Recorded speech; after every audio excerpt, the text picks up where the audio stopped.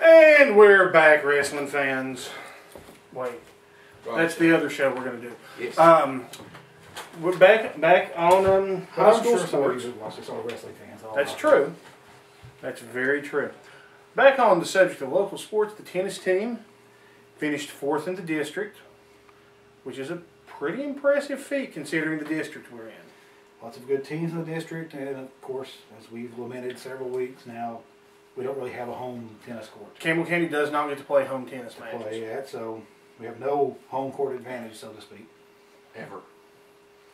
But, you know, I got to give big kudos to Jason and Craig Ivy for working with those kids. That great team. Big hunk of that team is coming back next year.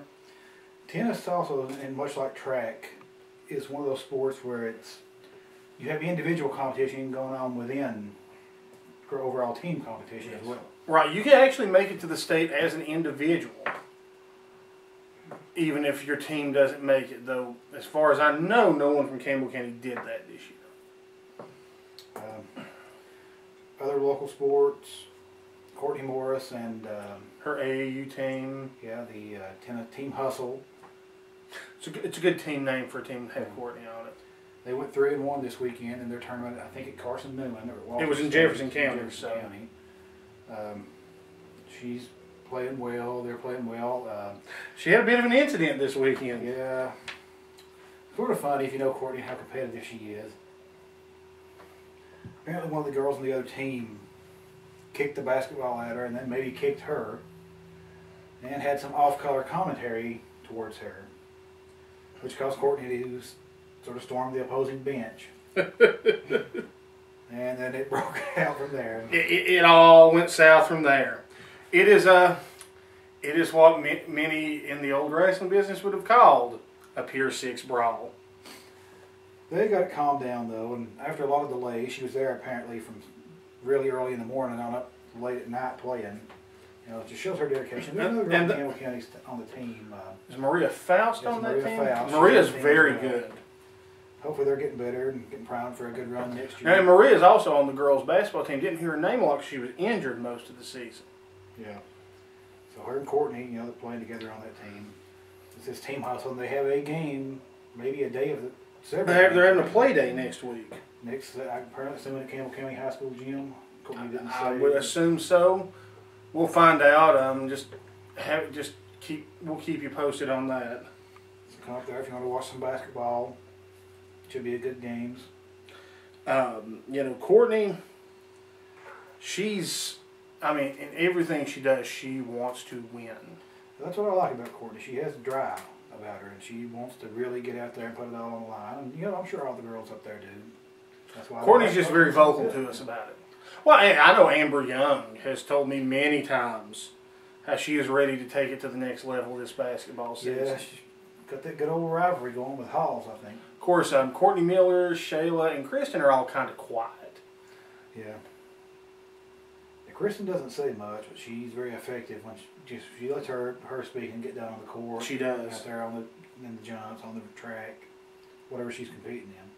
It's good to have competitive people like that play. I love a good competitive drive. It's, you know, we watched one of our friends this week at the track meet, had a bad start and got disqualified, and it really affected her. it hurt her inside. You know, she wants to win. And that's what you got to be. You know, that's a great drive to have. You know, I'm proud of her just for that. And she's a fine athlete. I mean, she was just. Now, she was fit to be tied. Over Yeah. there. But she's a good person, good athlete, and she's a winner. And that's the way winners react when things go wrong. Exactly.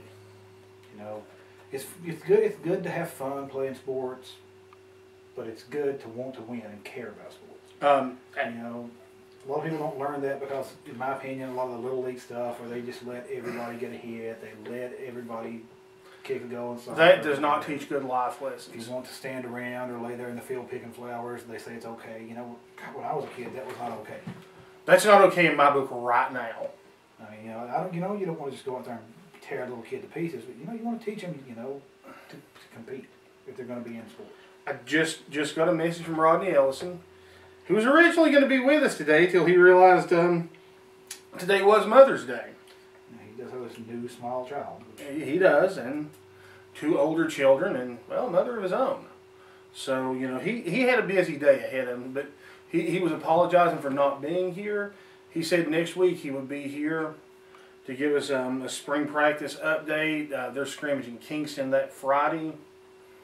So, you know, we'll have a lot to talk about. Hopefully we'll have some Campbell County spring practice to talk about, some Cumberland Gap, maybe some AC.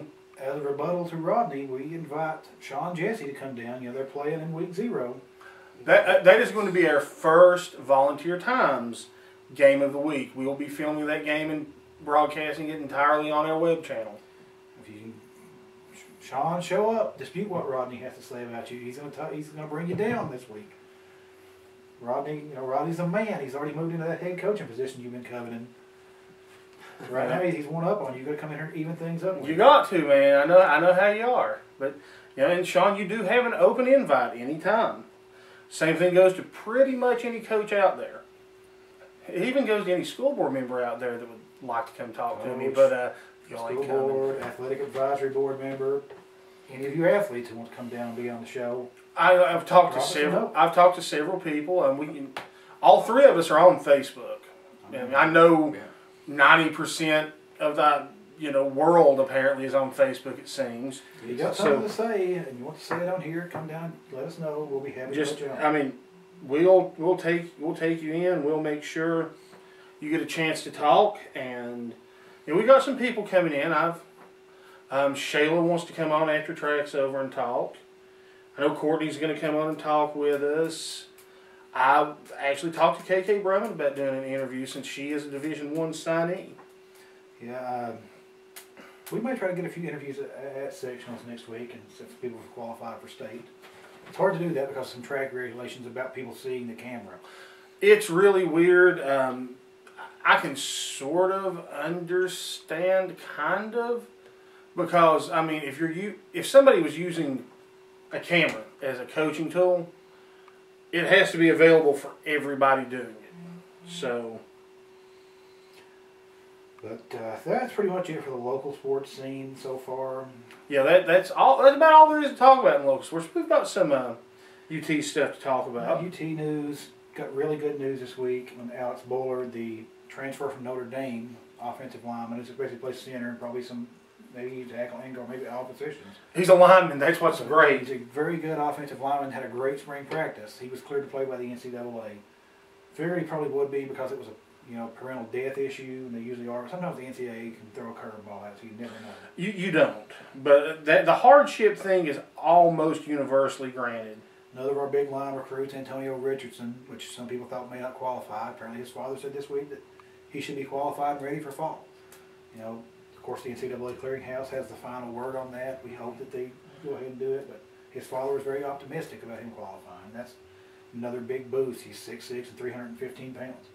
How could you not want that on your line? He should be a good lineman. He's one of our most highly regarded recruits this year. I think a 4-star, one of the top players in the state.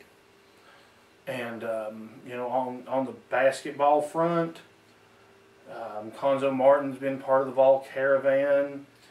They've had some very positive responses. He had a little bit of a rough weekend, though. Scotty Hopson and Tobias Harris both declared that they were going to stay in the NBA draft. I hate to hear that, especially with Scotty Hopson, because I don't think Scotty will go very high. I'm really not even sure if he'll get drafted unless he can impress the scouts. So to the D League, it probably will be, or Turkey, or somewhere like that. He will probably end up in Europe play, but he may surprise us. He said he got some first-round grades. I'm not sure how I see that. He can score the ball at times, but there's just so many times when he loses focus with his ball handling. He's dribbling off his knee or his foot, or off the opponent's knee or foot, and you just can't have that happening like he had it happen as many times as he did. But I wish for the best. The more success he can have in the NBA, the better it looks on UT. The better it is for us. That's the one thing that we've not been able to do is put people in the NBA. We've got back to the NCAA tournament. We've got a #1 ranking, but you got to start putting kids in the NBA to make every recruit want to be at your school. Yeah, it's just like Tennessee this year suffered in the draft for the NFL. But we have so many in the NFL. I mean, it's still We're in the top 5 every year of active NFL players. yeah. Now, obviously, that's going to come to a halt soon because we've had a few bad years of not putting players in there. You know, I was very shocked Chris Walker didn't go in a late round. Yeah, that's pretty. I figured he was a last rounder, but I still figured he'd get drafted. Mate, you know, if you're going to be in the last round, you might as well be a free agent because so you get to choose your team and you get to see what team needs. That's you true. the most. That's true. Of course, the problem is with the NFL lockout going on right now, no free agents are going to be able to are going to sign. be looked at. Actually, I read today Walker is going to be in some minor football league, not Canadian even. Well, if you stay in the Canadian League, you're doing right in my book. That's true. They do pay you in Canadian money, which I'm pretty sure is based on moose horns. Moose horns and queen worship, and not the rock band. No, definitely not. But you know, I wish Chris Walker the best. He was a fine member of this team. Other national football news: Ohio State has more trouble brewing their way. Which I'm sure they'll get out of because we must protect Ohio State. So apparently, they've been getting really cheap or free cars. Man, I'm in the wrong business. And I just saw the story came out yesterday that they had acknowledged the investigation part of it. Apparently, I believe 50 athletes, maybe mostly or all football players, got really good deals on cars, including Pryor and a few others who were. One guy even got a car for $0, it said. Luke, I'm going to need you to call Ohio State and tell them I'm available to play football. Sure. You know, as Luke being your agent. Ohio State may be the only school that will accept it. Auburn. Oh, yes, Auburn. Auburn. Probably Kentucky if you could play basketball.